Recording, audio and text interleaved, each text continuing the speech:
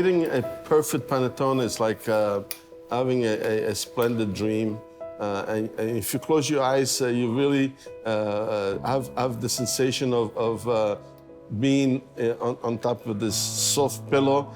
And when you eat a slice of panettone with the aroma of the candied fruit, the vanilla, the butter, it's heaven. The panettone is like that light that kept on burning, that would never go out. You'd give me panettone that my father made, it was just like, in my mind, it was the best thing ever. The best thing he ever made, the best thing he ever created. Like, I just saw him, I was like, he won all these awards for everything else. I was like, those things don't mean anything, man. Like, your panettone is like unbelievable. Hello, my name is Chef Biagio Settepani. Hello, my name is Chef Joseph Settepani, and we're from Bruno Bakery. We're located in Staten Island, New York.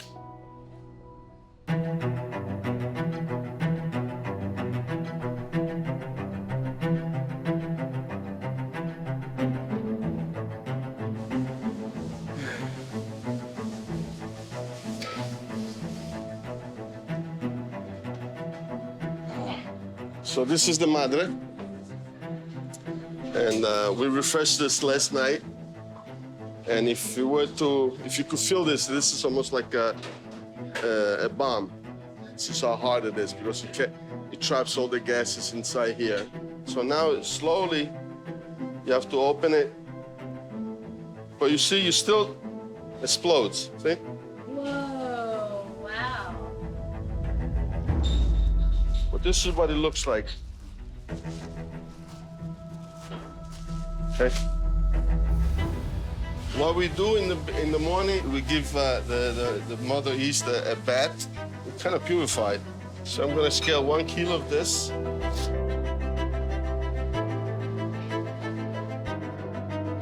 So Bruno Bakery is a family-run business here in New York. It's really an amazing story of family coming from Italy to New York and living that American dream. And 40 years after, you know, we're still here. We make very traditional Italian pastries, Sicilian pastries, but the one obsession that I have, that my customers have, that my staffs have, is the panettone. So feeding the baby is the first stage. I don't sleep in the morning, and when I gotta do panettone, I don't sleep. It's something that people know us for, so I think we must be doing something pretty decent, you know.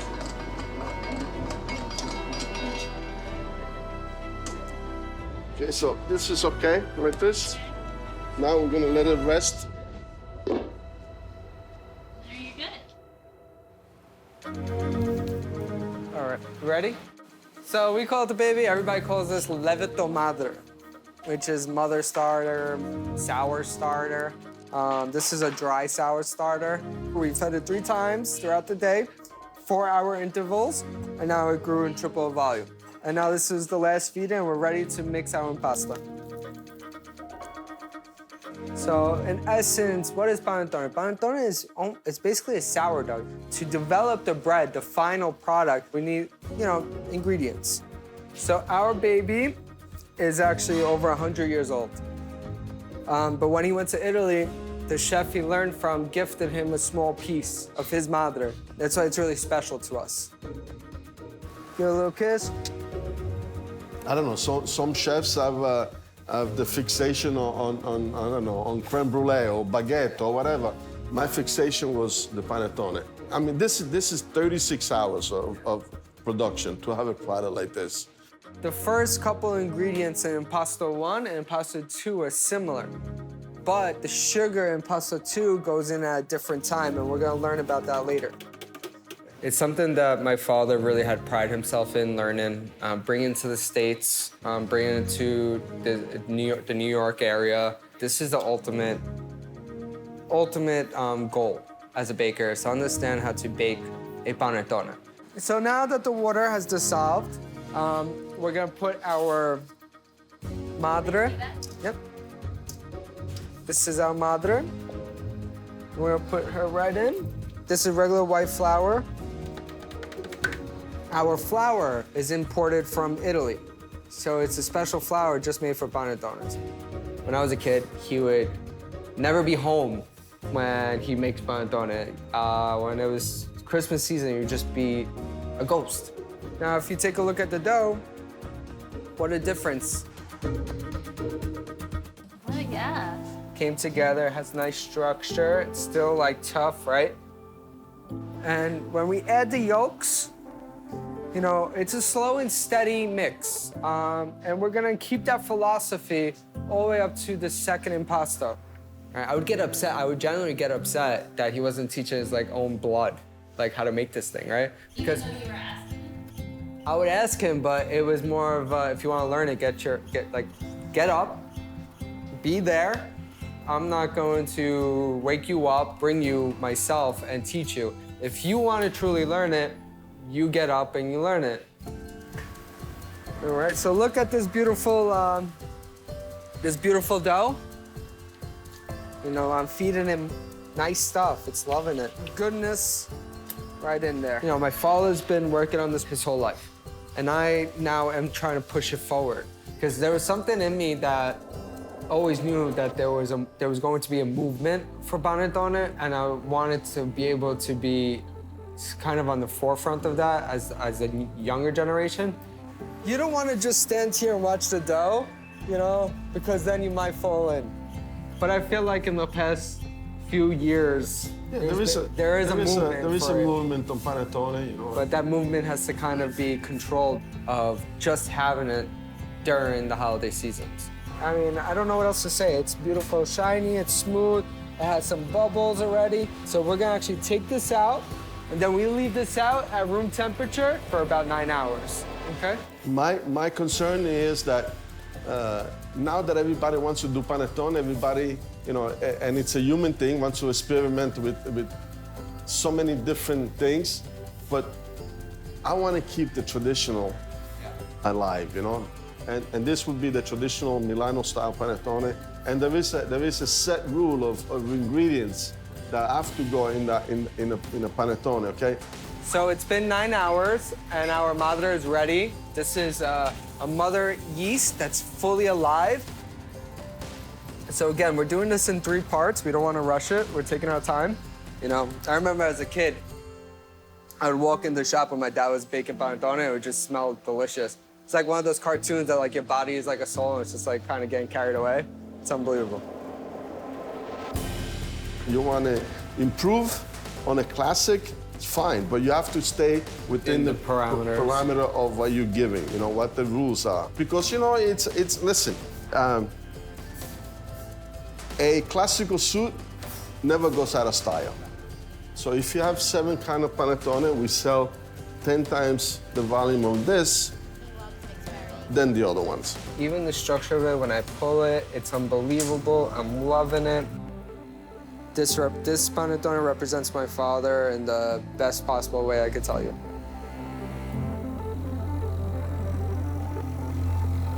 And we're almost there. We're almost to eating beautiful panettone.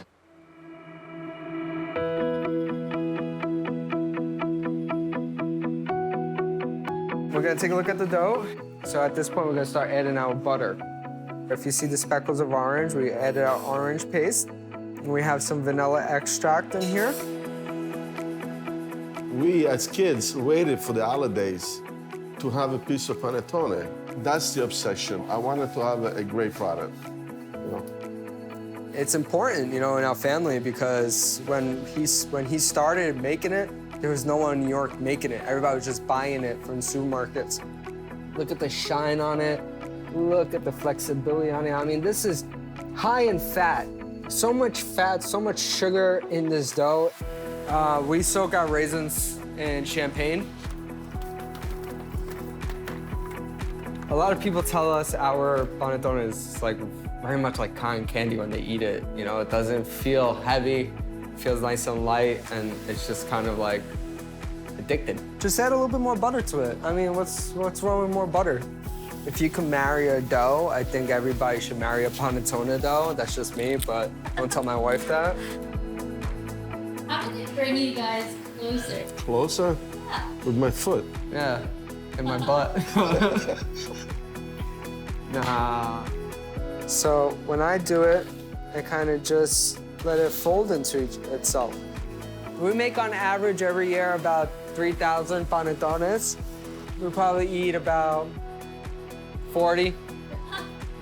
Joseph is the next step of the Settepani family in bringing panettone and awareness, especially here in the States. So at this point, we put them in the mold. Now these get to join their brothers and sisters in the proof box and relax and get tripled up in volume. It's like us humans. When we relax and get our sleep, we're laid back, we're happy. Same thing with panettone.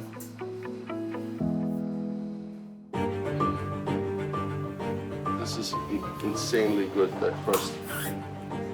Ah, look at these. They grew really nice.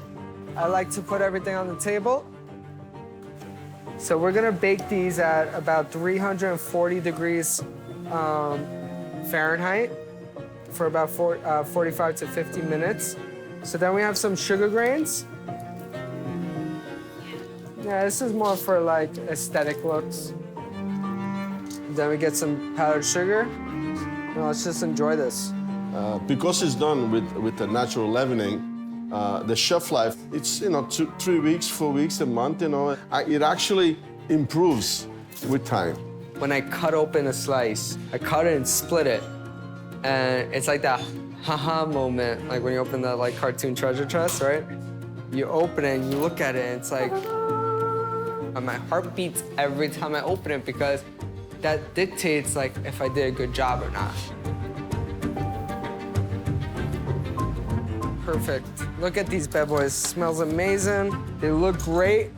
But at this point, you still need to handle this with care.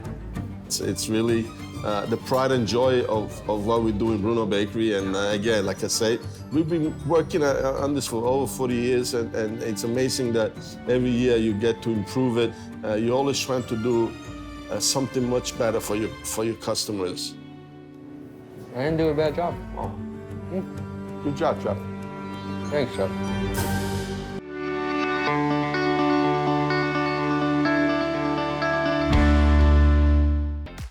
That's all for this episode of Food Curated. I'm Liza DeGia. Be sure to connect with us on social media and eat more stories. I'll see you next week.